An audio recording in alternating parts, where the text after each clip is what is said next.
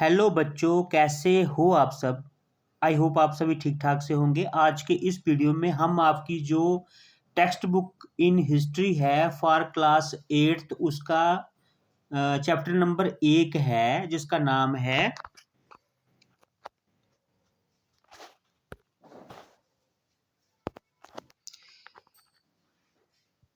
How Ben and bear. इस lesson को जो है हम अच्छे से जो है समझेंगे। पहले इंग्लिश में पढ़ेंगे, उसके बाद में जो है इसका हिंदी में मीनिंग समझेंगे। आई होप आपको ये वीडियो अच्छा लगेगा। So without wasting time let's start. यहाँ पे अगर हम बात करें तो लिखा है इंट्रोडक्शन मीन्स परिचय। हाउ, व्हेन एंड वेयर, कैसे, कब और कहाँ, ये है आपके इसका लेसन का नाम। सो यहाँ पे अगर हम बात करें लिखा है हाउ इम्पॉर्टेंट आर डेट्स, यानी कि तिथियां कितनी महत्वपूर्ण हैं। There was a time when historians were fascinated with dates. एक समय था जब इतिहासकार तारीखों से मोहित रहते थे। There were heated debates about the dates on which rulers were crowned और बैटल्स वर फॉट। शासकों की ताजपोशी या युद्धों की तारीखों को लेकर गर्मा गर्म बहस होती थी। In the common sense notion history was synonymous with dates. You may have heard people say, I find history boring because it is all about memorizing dates. Is such a conception true? यहाँ पे कहने का इसका meaning है कि आम धारणा के अनुसार इतिहास तारीखों का पर्यायवाची है।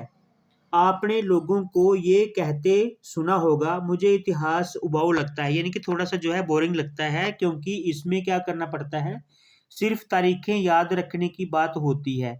तो यहाँ पे लिखा है कि is such A conception true, यानी कि क्या ऐसी धारणा सच है। कंसेप्शन क्या होती है, धारणा। Next is history is certainly about changes that occur over time, यानी कि इतिहास निश्चित रूप से समय के साथ होने वाले परिवर्तनों के बारे में है। It is about finding out how things were in the past and how things have changed. ये पता लगाने के बारे में है कि अतीत में चीजें कैसी थी, यानी कि पास्ट में चीजें कैसी थी और कैसे चीजें बदल गई।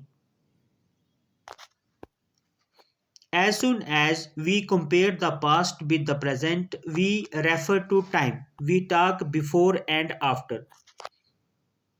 जैसे ही हम अतीत की तुलना वर्तमान से करते हैं, हम समय का उल्लेख करते हैं, हम पहले और बाद की बात करते हैं। ठीक है, तो यहाँ पे सॉरी यहाँ पे अगर हम बात करें तो जब भी हम क्या करते हैं,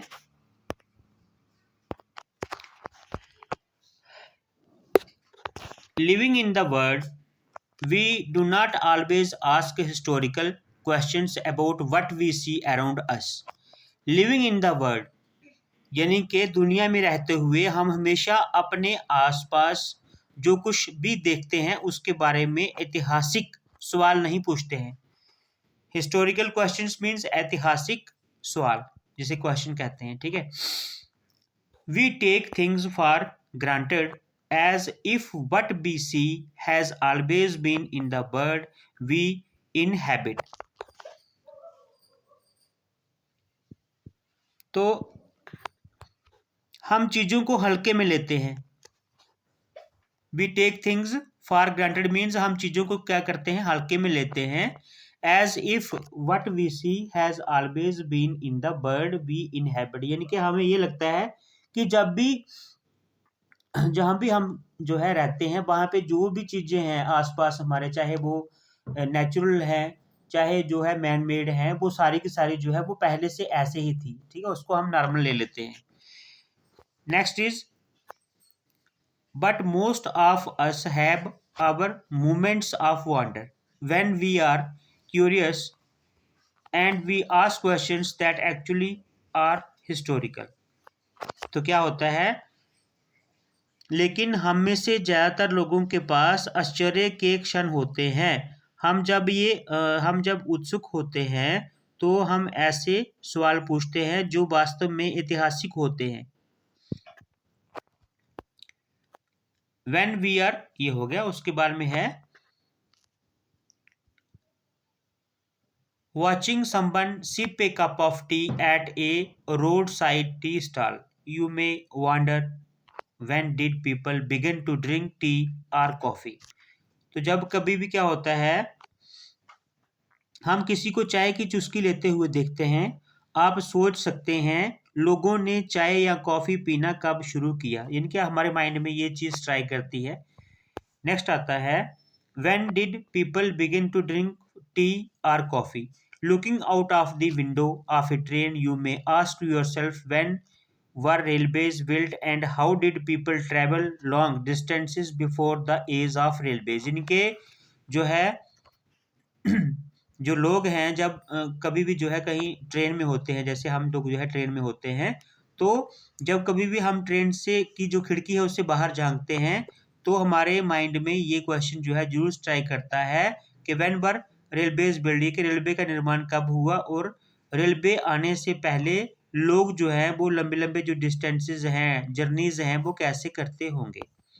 Reading the newspaper in the morning, you may be curious to know how people got to hear about things before newspaper began to be printed। यानी कि जब आप न्यूज़पेपर पढ़ते हैं सुबह सुबह जो है, जब आप न्यूज़पेपर पढ़ते हैं तो you may be curious to know, यानी कि आप जो है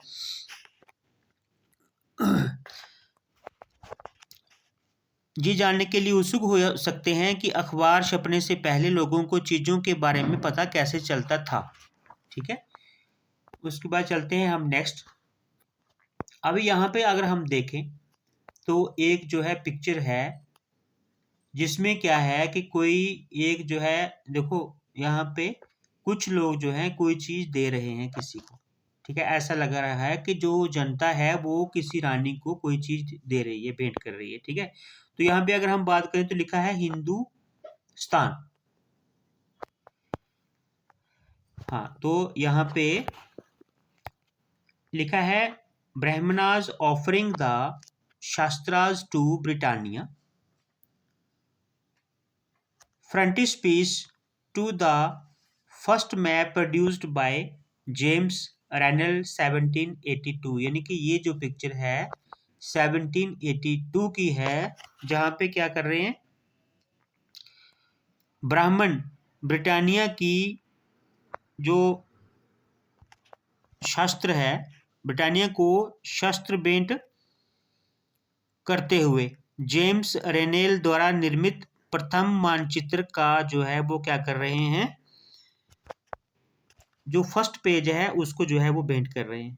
ठीक है, नेक्स्ट लिखा है Rennell was asked by Robert Clive to produce maps of Hindustan and enthusiastic supporter of British conquest of India.